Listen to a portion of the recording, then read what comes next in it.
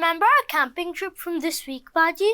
Yeah, it was fun, but also a lot of work. Now imagine the Holy Prophet ﷺ traveling to Makkah with 10,000 people. Whoa, that's huge. Huzoor, may Allah be his helper, said this was a peaceful mission filled with powerful lessons. Like kindness and compassion. Yeah. All right, you guys, save something for the episode. It's Friday, gather round. There's so much wisdom to be found. Each week we unite to see our Khalifa shining bright. Each time he guides the way, teaching us new things each day. Like a fountain, knowledge springs. Allah's praises it will sing. So kids, come on round. Here our friendships will be found. Each time Huzoor guides the way, we learn new things every day. A source of love, pure and clear. With every word we draw near. Each week we unite to see our Khalifa shining bright. To see our Khalifa shining bright. Assalamu alaikum wa rahmatullahi wa barakatuh. Welcome back to another exciting episode of Friday Sermon for Kids. This week, we'll be discussing a turning point in the history of Islam, the journey that led to the conquest of Makkah. With me once again are my esteemed panelists, Ahla and Rohan. Assalamu alaikum. Wa alaikum assalam. In this week's Friday sermon, beloved Huzoor, may Allah be his helper, discussed some of the details and incidents that are related to the journey from Medina to Makkah. Ooh, I've been waiting for this one. Didn't the Holy Prophet ﷺ return to Makkah after many years? Yes, it was 8 years in fact. So you guys remember that prophecy we discussed earlier, where Allah Ta'ala revealed to the Holy Prophet ﷺ that he will one day return and that it will be a great victory. So this is related to that, the journey that he took. But before we continue and discuss this further, let's hear the words of beloved Huzoor.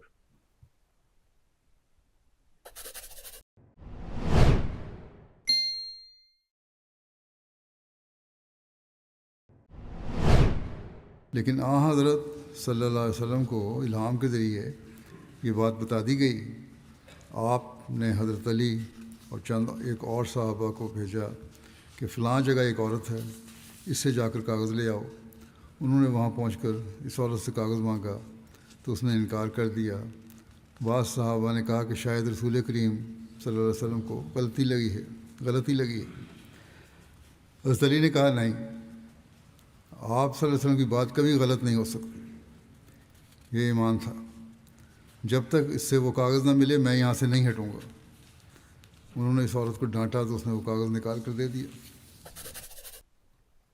So like I mentioned, this happened 8 years after migration, so in the year of 8 Hijri. And it happened early in the blessed month of Ramzan. The Holy Prophet ﷺ gathered the Muslims together in Medina and they were going to journey to Makkah. But even before their journey could begin, there was something that happened. Do you guys remember what that was? A companion named Hatib made a serious mistake. He wrote a letter to the Quraysh telling them that the Holy Prophet ﷺ was coming with a large army. What? Why would he do that? So Hazrat Hatib did not mean to betray the Holy Prophet ﷺ and the Muslims. He had family in Makkah and he just wanted to make sure that they would be safe if the Muslims were to attack. But being so close to Allah Ta'ala, it was revealed to the Holy Prophet ﷺ what had happened. Wow, what did the Holy Prophet ﷺ do? So he got Hazrat Ali and a companion, and Allah Ta'ala had revealed to him a location. He sent them there, and when they got there, they saw a woman, and she was carrying the letter. They were able to get the letter from her, recover it, so that the Quraysh would not find out what the plans of the Muslims were. That's amazing. Did the Holy Prophet ﷺ forgive Hazrat Hatib radiallahu anhu? When he asked Hazrat Hatib why he did this, he gave him a very honest explanation that he just wanted to make sure that his family in Makkah was safe. So the Holy Prophet ﷺ did forgive him. And this shows that Islam is all about justice and compassion. That's an important lesson, not judging people too quickly and trying to understand their reasons. How does all this divine revelation work? Is Allah just talking to the Holy Prophet ﷺ when he needs to? That's a very good question. Let's head over to Arham and learn more about divine revelation. This week, let's learn about divine revelation. In Islam, divine revelation is a special way Allah talks to His chosen people, like prophets, to help guide them or other people. He tells them important things they need to know, like how to be kind, pray, and live a good life, but also of what is possible in the future. These messages are not guesses or ideas. They come straight from Allah. Jazakallah, back to you guys. Jazakallah, Arham. Now back to the journey. Like I said, it started in the beginning of Ramzan. So the Muslims were fasting when this journey began. And when they left Medina, there were about 7,400 of them. And on that route to the place where they finally stopped, which was near Makkah, the other Muslims had also joined in, and there were 10,000 Muslims there. Wow, that's like a whole city walking together. And during Ramzan, when they're fasting too, that must have been really hard to do. That's true. After a few days, the Holy Prophet ﷺ broke his fast, and he instructed the companions to do the same. He didn't want anyone to be weaker from fasting during such a long journey. He always cared so much about everyone's health and comfort. You're exactly right. Even on such a serious journey, there was a moment where the Holy Prophet ﷺ saw a dog nursing her puppies, and he instructed the companions to stand in front of her so that the dog and her puppies would not be disturbed by all these Muslims moving through. That's so sweet. He really cared for animals too. Yes, he did.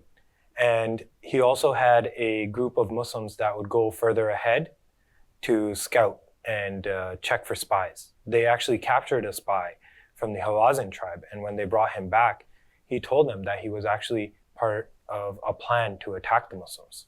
So the Holy Prophet ﷺ was always careful, even when things were going well? Exactly. There was a lot of planning and a lot of teamwork in these decisions. So one example is when they reached this place, Qudad, the Holy Prophet ﷺ divided the Muslims up into different sections based off of the tribes that they belonged to, and he gave each one of those sections their own leader. Was everyone in the army already Muslim? That's a very good question. So just as a reminder, from a few sermons ago, beloved Huzoor mentioned that not all of the 10,000 Muslims were soldiers, right? And to answer your question, along this journey, there were people that accepted the message of Islam. Two people that beloved Huzoor mentioned were Abu Sufyan bin Haris and Abdullah bin Abi Umayyah. They were cousins of the Holy Prophet ﷺ, but they used to be some of his biggest opponents. Wait, so even family was against him at first? Sadly, yes. So Abu Sufyan bin Haris was actually a very well-known poet. And after the Holy Prophet ﷺ declared that he is the messenger of Allah, he wrote very mean, very disrespectful poems about the Holy Prophet ﷺ. When they met the Holy Prophet ﷺ during this journey, they begged for forgiveness. Did the Holy Prophet ﷺ forgive them? At first, the Holy Prophet ﷺ didn't want to meet them. He declined. But when he heard how sincere they were and that they were willing to wander the desert until they died, he forgave them. And Abu Sufyan ended up writing beautiful poems about the Holy Prophet ﷺ, and he died a devout Muslim. That's such a beautiful change of heart. And the same goes for Abdullah bin Abi Umayyah. When he accepted Islam, he fought bravely for it and defended it. And he eventually was a martyr in one of the expeditions. It's like the journey to Makkah brought so many people closer to Islam. Exactly. And an example is Hazrat Abbas radiallahu ta'ala anhu. He was the uncle of the Holy Prophet sallallahu alaihi wasallam. He had been living in Makkah and helping the Muslims in secret. When he heard of the journey, he also joined them and he made it official. I think beloved Huzoor, may Allah be his helper, mentioned something about Hazrat Abu Bakr. I think it was about a dream. Hazrat Abu Bakr radiallahu ta'ala anhu came to the Holy Prophet sallallahu alaihi wasallam and told him about a dream he had. And in this dream, there was a dog, as they got closer to Makkah, that came and laid on her back and milk started coming out of her. And the Holy Prophet ﷺ explained to him that this meant that the evil would be removed from the Meccans and that now there would be good. That's a cool way of showing how things were gonna change. It really is. Now, there was another instruction that the Holy Prophet ﷺ gave at that time. We talked about Abu Sufyan bin Haris, who was a cousin of the Holy Prophet ﷺ, who accepted Islam. There was also another Abu Sufyan. He was the leader of the Quraysh. And the Holy Prophet ﷺ's instructions were that if he was found, to not harm him in any way.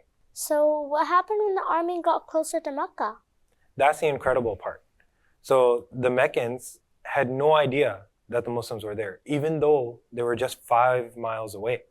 So the Holy Prophet ﷺ ordered the Muslims to light 10,000 campfires. Whoa, that must have lit up the whole desert. It did. The Meccans were confused. They had no idea what was going on. They saw the bright lights and they spent their whole time discussing who could be in such a large group waiting so close to Mecca. They had no idea that this was the Muslims. Did they try and stop them when they figured out it was the Muslims? Some spies were sent out, but they were captured by the Muslims. And the Holy Prophet ﷺ said that he had seen where Abu Sufyan is in a valley. And he sent some companions there, and they found him exactly where the Holy Prophet ﷺ had said and brought him back. That's incredible. Even in things like that, he was guided by Allah. Allah was with him every step of the way. And with wisdom, care, and divine help, the Holy Prophet ﷺ was preparing for one of the most peaceful and powerful moments in the history of Islam, the Conquest of Makkah. Now, before we move forward, let's test and see how well you remember the things we've discussed today. So in this week's Friday sermon, beloved Huzoor mentioned an incident during the journey where the Holy Prophet ﷺ saw a dog nursing her puppies. At that time, did he A, tell the Muslims to walk faster so they could pass by quicker? Did he B, ignore the dog and her puppies? C, did he ask companions to protect the dogs while the Muslims crossed? Or D, he fed the dog? Now, while you two think over your answer, we did ask this question online for you, our viewers, to answer. And alhamdulillah, most of you did get the answer correct. Your results are shared below. So, Rohan, what is your answer? I think it's C. And what about you, Ahla? I also think it's C. MashaAllah, both of you guys have the correct answer. The Holy Prophet ﷺ asked a companion to stand in front of the dog and her puppies so that they would be protected and they wouldn't be disturbed by the Muslims as they walked by. So this is where we're going to end this week's episode. Beloved Huzoor, may Allah be his helper, so that he will continue and share more details in future Friday sermons. I can't wait to hear what happens next. Me too. This is like the climax of everything. Don't forget, beloved Huzoor reminded us to stay focused on our prayers, and may Allah protect the world from disorder. And he also prayed that the current condition of the world improves and doesn't worsen. Let's pray that Allah gives us the strength to live by these lessons and follow the examples of the Holy Prophet ﷺ. See you next time. Allah Hafiz. It's Friday, gather round. There's so much wisdom to be found. Each week we unite to see our Khalifa shining bright. Each time he guides the way, teaching us new things each day. Like a fountain, knowledge springs. Allah's praises it will sing. So kids, come on round. Here our friendships will be found. Each time Huzoor guides the way, we learn new things every day. A source of love, pure and clear. With every word we draw near. Each week we unite to see our Khalifa shining bright. To see our Khalifa shining bright.